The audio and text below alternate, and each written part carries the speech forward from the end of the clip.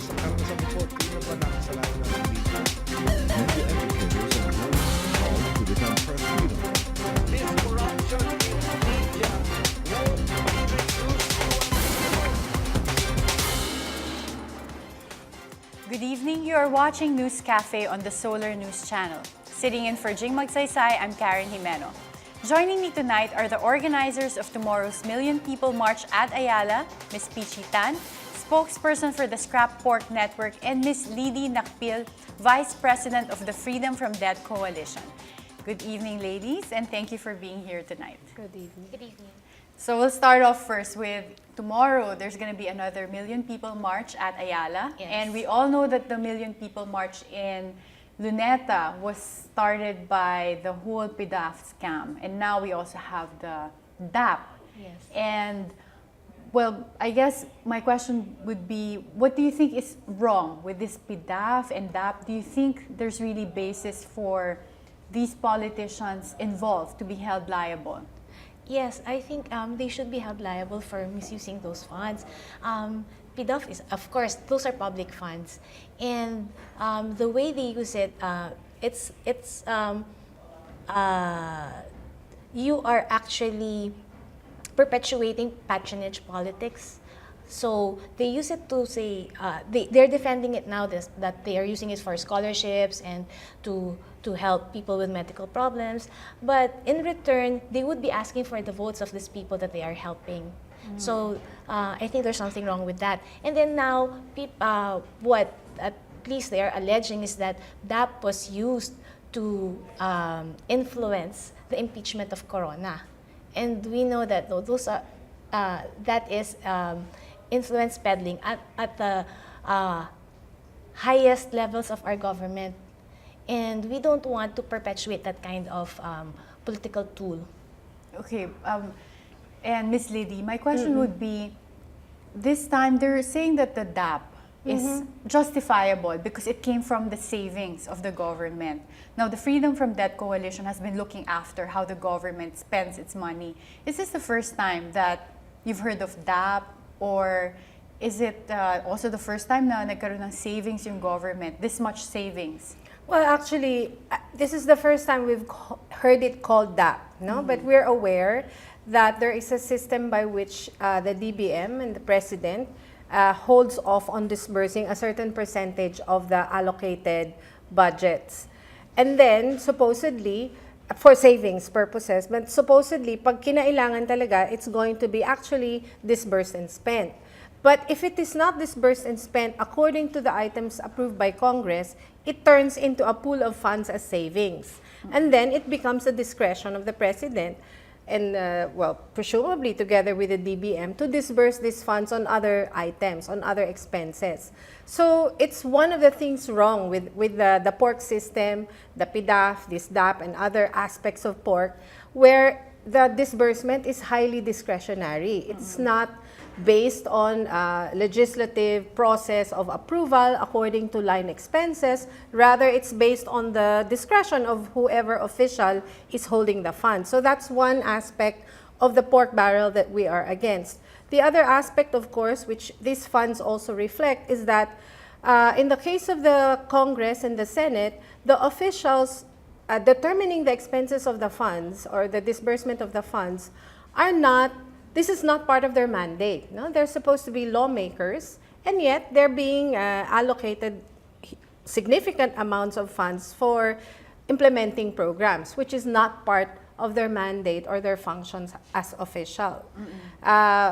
You can argue that it's part of the President's mandate to take care of certain things, but the other aspect of that is that the amounts in the case of the presidential pork barrel is completely unregulated. It's not, there's not even a process by which there is a decision if there is a ceiling to the funds that he's controlling. What you have is sources of funds that turn into a presidential discretionary fund where we don't have any control what the amounts are. So these are some of the problems that we have to fight, which is part of the, as Pichi mentioned, the political patronage system of the budget. And when you said highly discretionary, they really can use it anywhere without having to report it or without going through any process, basically, the checks kung saan napupunta yung Oo, pera? technically, of course, they have to report it at the end of the day sa COA. But that is not the only aspect of accountability. Accountability begins with there is a process by which expenses are democratically decided. That's the budget process. A process by which you are checked whether you're spending according to what was decided. And that is at the end of the day na, no, after you've spent. So we shouldn't just look at the accounting at the end of the day. We should look at, and that's the problem with discretionary funds, if they are following certain guidelines, democratically decided guidelines on how the funds are to be spent. No? In this case, it is not, because it's highly discretionary. Okay. Speaking of discretionary, did you hear the privileged speech of Senator Jinggoy? And he came out with a list. After that, there's a list of certain senators who got supposedly the DAP. And it seemed to match the voting pattern. So, in this case, do you think this is something that was caused by the whole system of the pork barrel? I mean, being able to use the DAP, for instance, of course, we can't really conclusively say that it influenced the voting or whatever, but do you think this is one of the dangers or risks of Yes. having this pork barrel system? Yes, it was clear even during the administration of GMA that if you are part of her coalition, if you support her administration, your pork barrel, your PDAF will be released. If you are part of the opposition, your funds will not be released. So it's her way of controlling the legislative. So where's the check and balance there in governance if the executive has a tool to control the legislative branch? Okay, so now I'm getting 2 points. One is, Pichi mentioned earlier that this whole pork barrel system breeds a culture of patronage. Yes. Meaning you think because the legislators, congressmen, senators are able to use the funds, then they also get credit for either the scholarships Yes. or medicine. What's an alternative, do you think, to this system? An alternative would be, because there are already the different implementing agencies, the departments under the executive. They have to determine what are the needs of the people. So it can be like a consultative process where you find out what are the needs from the communities. It's like a bottom-up budgeting, and then so it's clear what the needs are, so you know where your budget is going to go. What are the basic social services that a majority of the poor people in the Philippines really need? And you think the congressmen, I'm addressing this question to both Pichi and Ms. Lidi, do you think hindi kailangan yung mga congressmen and senators to determine saan mapupunta yung pera? Basically, do you think they should just be limited to their main rule of legislating, and then when it comes to using the funds, then it should be either other agencies or other entities that should be using, They are allocating the part money? of the budget process because they approve the budget. So the executive will present their budget to Congress, to the Senate, and then it will be debated there. But if you have a stake in the budget, how can you actually scrutinize it? You meaning kung meron ka ring allocation ng PDAF, for oo. instance, Why you would can you? be Yes, objective. you can be bought because the executive can say, don't scrutinize our budget too much. Otherwise, we will hold your PDAF next year. Okay. Actually, what we all have is a system that has flaws that should be corrected, no? So for instance, the budget process is not transparent enough. It does not include mechanisms that is participatory enough, that will include people from the local level up to the final point in where the budget is passed by Congress. So that should be addressed. The other thing is we do need a law, and this is where the Freedom of Information Bill comes in, that will require full disclosure of information so that when you participate, then you have all the information at your disposal and you can participate in a meaningful and active way, in an informed way. The other thing that we need to make sure also is that the parliamentarians, the Congress and the congressmen and senators are already in a position to actively be part of determining the priorities of the budget because they're approving it. No, they can scrutinize the details. That's why they have all these hearings during the budget process in the Congress to scrutinize the details, and they have an opportunity to, express what they think are the priorities of their district. The problem is when they're involved in the disbursement. Yes. That's the problem of the port. But then in the final analysis, we do need an overhaul of the political system. Why are we perpetually electing dynasties and political clans that have very huge economic interests in their districts, and therefore their decision making will be influenced by the protection of these interests rather than really the needs of the people? Then siguro at the end of the day, of course, one huge problem about the PDAF is that it's not even talking about misprioritizing. It's really the problem of a large portion of the money going to their pockets. Kasi you don't even know where, it's not that we're debating where they used it. It's really because it went to their personal coffers. Well, you mentioned, Ms. PG, Ms. Lidi mentioned yung FOI bill. Yes. Do you think that's not sufficient to address this problem with the pork barrel? No, it's not sufficient. Because it's the pork barrel system is the actually the question earlier was that the legislators get to dictate what projects will be implemented, and then they get credit for it. So even with the FOI bill, you won't be able to address that kind of problem. The FOI bill will just make the process more transparent. You will just be able to check Where the money went, but will not be able to address of who gets to choose the projects, which is very also important. but it's not enough. The FOI Yes. bill is very critical, but it's not enough. Well, what would you say, for instance, to senators or congressmen who say, kung napupunta naman talaga yung money, if we really give it to scholars, to answer for the medical bills, for instance, for congressmen, for their constituents, then what is wrong with them getting credit for it when they use this PDAF? It's not their money. It's public funds. It's like saying that, okay, I give you a portion of my tax, now you hold on to it, and then I go knock on your door and ask beg. for it and beg for it. Nililimos mo yung sa akin naman talaga. That's what's wrong with it. And then the credit goes to them. Yes. Yeah. Oo, Do you think this diba? proliferates as well? The at least current type of politics we have, meaning it affects the type of people we elect or who gets elected. Yes, that's why there's political dynasties, because the father has the PDAF, and the people who knocks on his door, meron silang utang na loob.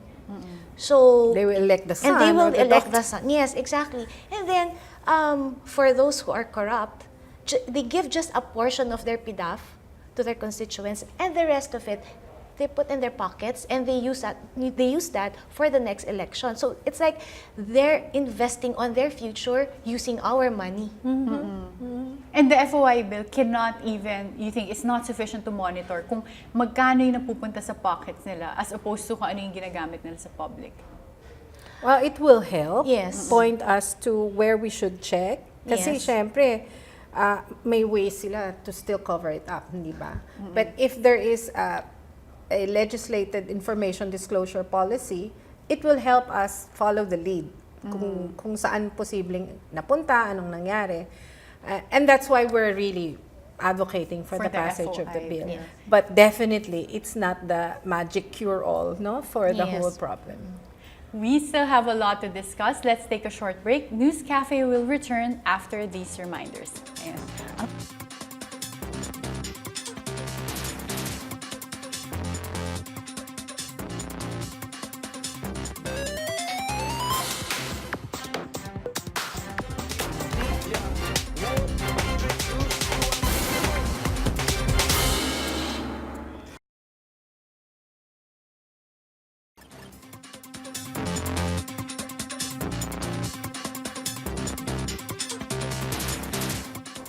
You are still watching News Cafe on the Solar News Channel, and we are still joined by our guests, Ms. Pichi Tan, spokesperson for the Scrap Pork Network, and Ms. Lady Nakpil, Vice President of the Freedom from Debt Coalition.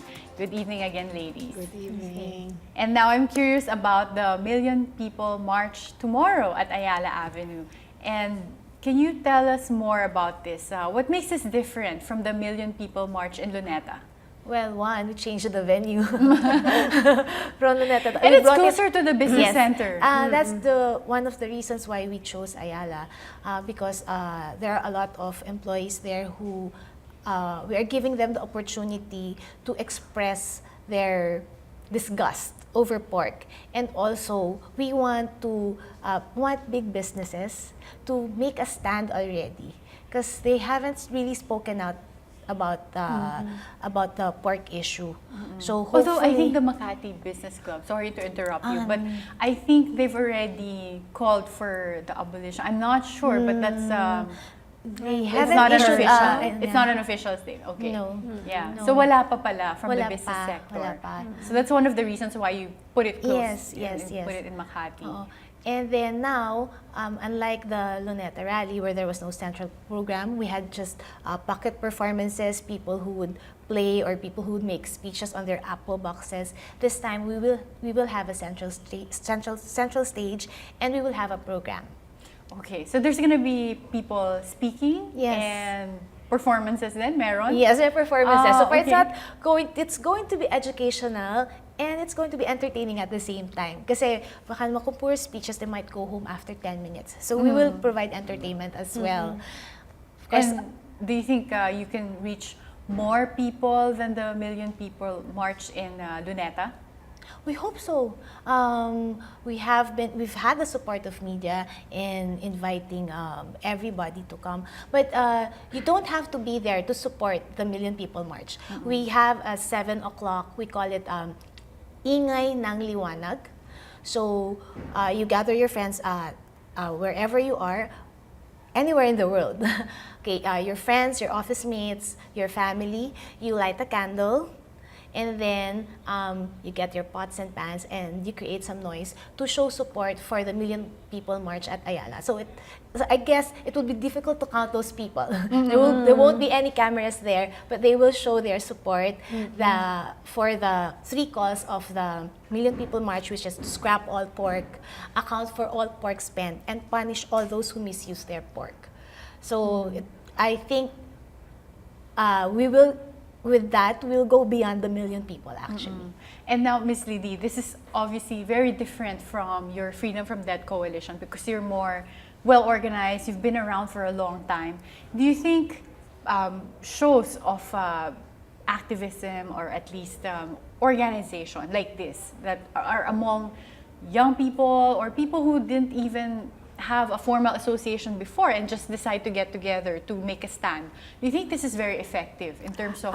We couldn't be more happy about this development because that means there's really a significant number of Filipinos that are already waking up to many of these problems that we've been experiencing for a long time.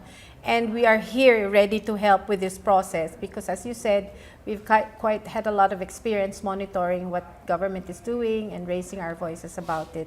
So yeah, we're hoping very much that actually people will really go to Ayala, even as they can do it in their homes. But it would be a good show of force in a sense if we are all there physically together. The call is for 3 o'clock, right? Assemblies at 3 o'clock. 3 p.m. You have to show up in Ayala? Yes, Okay. the main program starts at 5:30. At 5. Ms. Lady Nakpil has kindly agreed to speak because wonderful. we want everyone who will be there, and hopefully the media covers it so that people in their homes will be able to understand what is pork, because there has been an impression that pork is equal to PIDAF. So we just want to not. say that no, it's not just PIDAF that is pork. There are different forms of pork in our budget.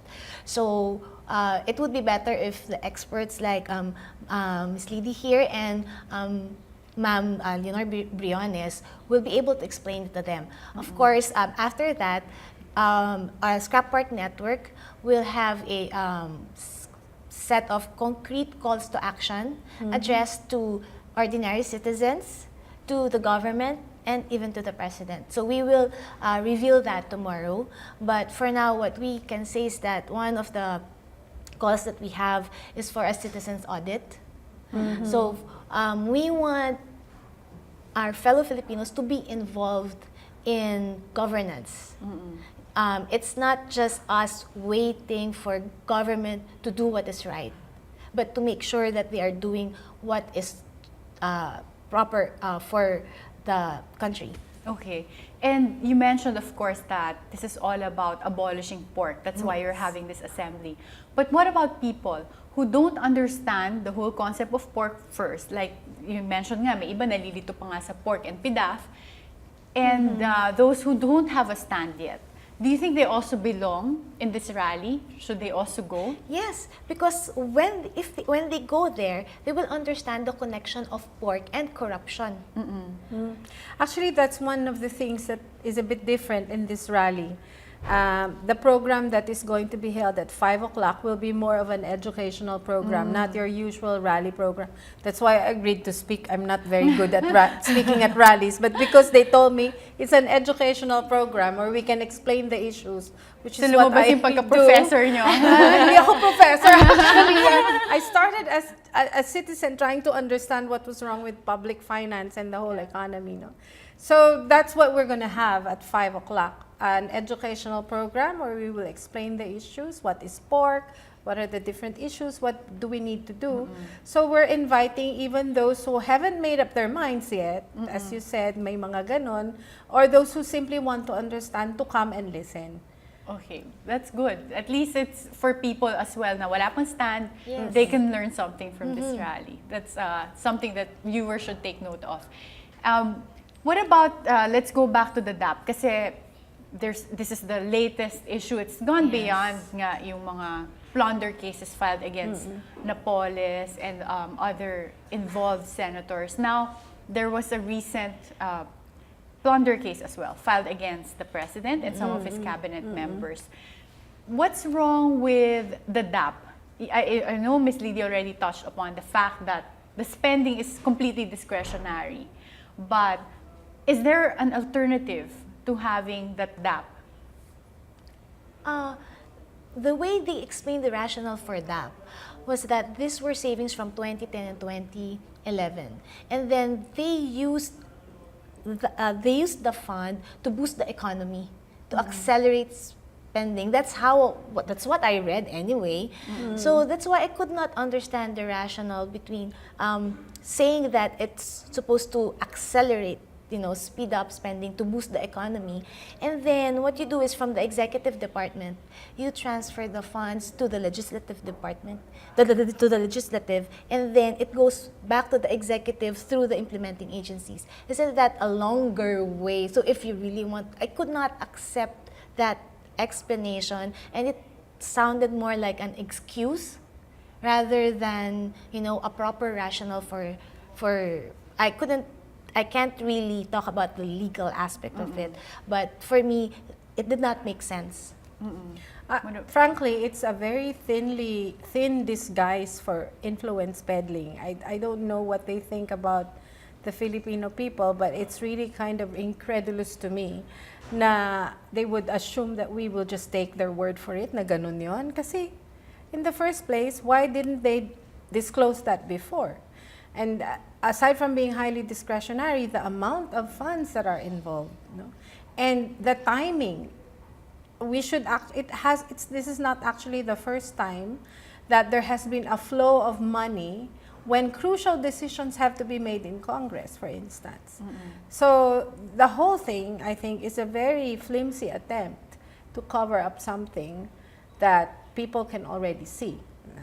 It's almost as plain as day. So you ask about alternatives. The alternative for us is, okay, if we all agree, and that must be agreed, that the president needs some amount of money for his discretion for certain emergency situations, then let's all agree that there should be also in place rules and regulations that will determine how much money that will be every year. It can't be, unlimited or based on whatever income comes in from these legislated sources of presidential income. We have to agree that there are certain guidelines and that there has to be clear disclosure. Of where they all went. But there has to be limit then in the amounts. The reason why it's also very surprising is because the amounts are staggering compared to other needs of the economy and the budget. Yes. Why? Why would he, as president, have this at his disposal? And this is not against President Aquino per se. This is against a system that actually existed even before President Aquino was in power. Yes, exactly. Because a lot of them actually are arguing, well, we're not doing anything illegal because it's what's provided for in our constitution or in our law. But again, this is a whole system that I think it sounds like very defective based from what I hear from both of you. It's a system that's very vulnerable to corruption, and that is what we want to correct. Yung legality, I think, is not the only issue here. It's the ethics. If it's right or wrong, from our history, a lot of wrong things were legal. But that's why we have Congress. We can change laws. So if we judge that this is not the way to do things, even if it's legal, then we should change the law, because the law will not be just or ethical or moral. Okay, so question to both of you. Are you for totally abolishing the whole pork barrel system, as in everything? Kasi I think Malacanang already mentioned that they're not including the PIDAF for the congressman in the 2014 budget. But from, what's your stand? It should be wala na talaga. Dapat wala na talaga, yes. Scrap all pork. Scrap all pork. Yes, wala ng PIDAF kasi tinanggal lang nila yung pangalan. Yun lang tinanggal nila. But the funds, nandun pa rin. So kung wala namang pork but the money exists, who do you think is capable of spending it for yung mga legitimate purposes, meaning for scholars, for medicines, for infrastructure? Who would be, do you think, capable of spending this correctly na hindi mapupunta sa pockets ng mga tao? I think kasi meron naman tayong implementing agencies, the DPWH, you have DepEd, you have DOH, may funds naman sila. I don't get why you have separate funds that you will then return back to the implementing agencies when they are actually the ones who should know what are the needs of the people. Diba? So for Tapos co-education, i-check lang ng Congress and Senate kung Tama tama ba ba. yung Baka humihingi ka ng funds, let's say for a certain, baka sabihin ng DPWH, magtatayo kami ng bridge linking Batanes to Hulo. Diba? So, ka-questionin ngayon ng Congress yan. So parang, tama ba na mag-allocate tayo ng pera dyan? Although your question, of course, is who would be able to spend it correctly? Mahirap din sabihin na they will be able to spend it correctly kasi kailangan mo rin bantayan yung agencies na ito. But they are the ones constitutionally mandated to spend it. So we have to begin with that. No? We have to begin with the fact na there is a system of governance and we have to be consistent with it. The legislature legislates and the executive implements the programs. So let's begin with that. But then we also have to make sure that they actually spend it correctly. Yes. Thank you. You both are wonderful people in terms of explaining very, very clearly the whole concept of the pork. And we wish you luck tomorrow dun sa million people march in Ayala. And I hope you get to teach a lot of people about understanding this whole system. Thank you. Unfortunately, that is all the time we have for tonight. I would like to thank my guest, Ms. Peachy Tan, spokesperson from the Scrap Pork Network, and Ms. Lidi Nakpil of the Freedom from Debt Coalition. Join us again next Thursday for another round of discussion right here on News Cafe. Sitting in for Jing Magsaysay, I'm Karen Jimeno. Good night.